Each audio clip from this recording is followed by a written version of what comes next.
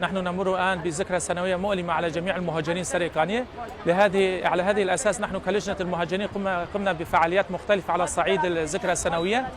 قمنا بجمع التواقيع في مراكز اللواء ومخيمات سريقانية وشوكاني ومخيم نوروز، وجمعنا هذه التوقيعات. اليوم يجينا على القامشلي امام مبنى الامم المتحده مفوضيه اللاجئين لكي نوصل صوت ومطالب المهاجرين السريقانيين راسعين بجميع المكونات اللي هي الاساس انهاء الاحتلال التركي والعوده الامنه والكريمه الى المهاجرين السريقانيين لديارهم، وكما نطالب الحكومه السوريه المؤقته بقيام بواجبه تجاه المهاجرين ومخيمات ودعم المهاجرين في مخيمات ومراكز اللواء، ونتمنى بقيام بتنفيذ البند 10 آذار لعودة الآمنة وكريمة للمهاجرين جميع المهاجرين السريقانيين. وجايين مطالبنا انه عند الامم المتحده نعطي الرسائل انه يرجعونا على اهلنا، على بيوتنا، على ديارنا بامن وسلام تحت حمايه دوليه. نريد رجعه امنه الى ديارنا.